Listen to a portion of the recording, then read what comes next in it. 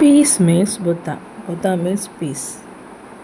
S, மன அமைதி வேணும்னு நினைக்கிற எல்லாரும் மனசில் வச்சுக்க வேண்டிய ஒரு நபர் இருக்கார்.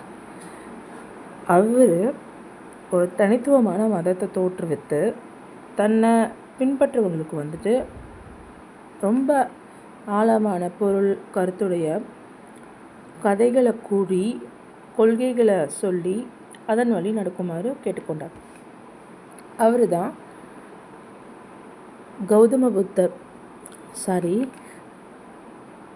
சித்தார்த்தர் என்று அழைக்கப்படுற கௌதம புத்தர். இவர் ஒரு நார்மலான ஒரு மனிதனாக பிறந்து ராஜபோக வாழ்க்கையை வாழ்ந்து சம்சாரின்னு சொல்லப்படுற குடும்ப நிலை கடந்து துறவியானவர். ஞானம் பெறுவதற்காக பல இடங்களில் அலைந்து திரிந்து பல குருமார்கிட்ட பாடம் கற்றுக்கொண்டவர். ஆனாலும் தான் எதிர்பார்த்த ஞானம் தனக்கு கைவராததால் அவரோட பயணம் நீண்டு கொண்டதே போனது. The quest of knowledge, the quench of knowledge, the thirst to gain நாலேஜ்னு சொல்லுவாங்கள்ல, அதான் அந்த ஒரு ஆற்றலை, நாலேஜை கெயின் பண்ணணும். நிலையாமை அப்படிங்கிற இந்த உலக வாழ்க்கையில் தாண்டி இருக்கக்கூடிய உண்மையான நிலையை, அறிவை என்னும் நிலையை, அமைதி என்னும் நிலையை கண்டுபிடிக்கணும்னு ரொம்ப தூரம் பயணம் செய்தார். அவரோட பயணம் ரொம்ப பெருசு. அப்படி இருக்கும்போது அவரோட வெகு தூர ஞானத்தின் மார்க்கத்தை கண்டு உணர்வதற்கான அந்த பயணம் முடிவுக்கு வரக்கூடிய காலகட்டமும் வந்தது. ஒரு நாள், ஒரு கணம், ஒரு நேரம் அரச மரத்துக்கடியில் அவர் அமர்ந்திருக்கும் வேளையில் அவருக்கு கிடைத்த அறிவு, ஆற்றல், ஞானம் என்பது அளப்பிற்கரிய ஆழ்ந்த பொருளுடைய அற்புதமான, அது பிற மனிதர்களையும் அற்புதத்தில் ஆழ்த்தக்கூடிய அமைதியை தர வல்லதாக இருந்தது. இந்த உண்மையை கண்டறிந்த புத்தர் ரொம்ப அமைதியாயிட்டார்.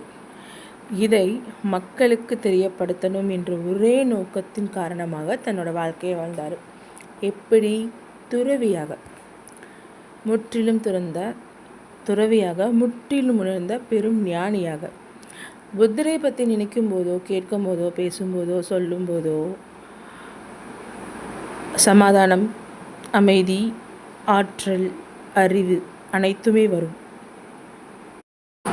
ஒரு கடவுளாக இல்லை, ஒரு மத தலைவராக இல்லை, ஒரு தரப்பான கோட்பாடுகளை, குறிக்கோள்களை மக்களுக்கு போதனை செய்யக்கூடிய ஒரு குருவாக இல்லை. ஆனால் மனித குலத்திற்கே பார்த்தோன்னா பேரமைதி என்னும் ஆற்றலை பரிசளிக்க வந்த ஒரு தெய்வீக ஆற்றலாக, அதாவது ஒரு மனிதனுக்குரிய பல அடிப்படையான விஷயங்களை, மாற்ற முடியாத கருத்தியல்களை மாற்றி அமைக்கக்கூடிய ஒரு மகத்தான ஆற்றலாக தான் புத்தர் திகழ்கிறார்.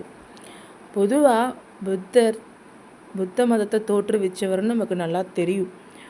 எனினும் புத்தரோட பேசிக்கான மதம் ஹிந்து.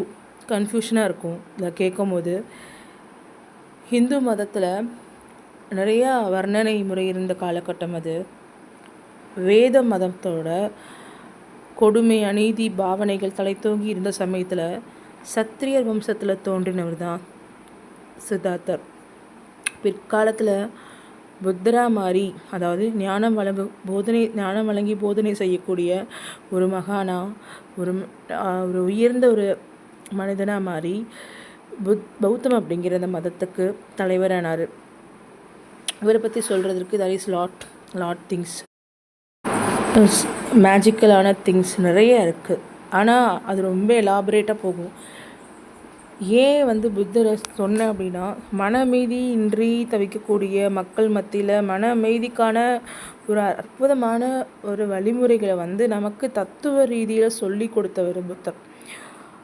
புத்தர் சொன்னது பெரும்பாலான விஷயங்கள் ஆசை தான் அழிவிற்கு காரணம். மனித குலத்தோட அழிவிற்கு மெயினாக ரீசன் என்னென்னா ஆசை.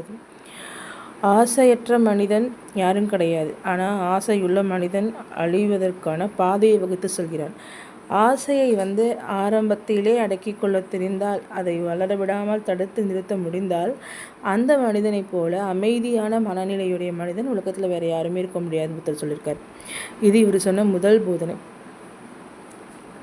இதுபோல் பல போதனைகள் இருக்குது. அதையெல்லாம் நான் இங்கே நினைவு கூறி சொல்ல முடியலை. கண்டிப்பாக அடுத்த ஒரு பதிவில் அதெல்லாம் சொல்கிறேன். இந்த பதிவை பொறுமையாக கேட்டவங்களுக்கு நன்றி. புத்தர் மனித குலத்திற்கு கிடைத்த ஒரு சமாதானத்தின் மார்க்கம், அமைதியின் மார்க்கம். நன்றி.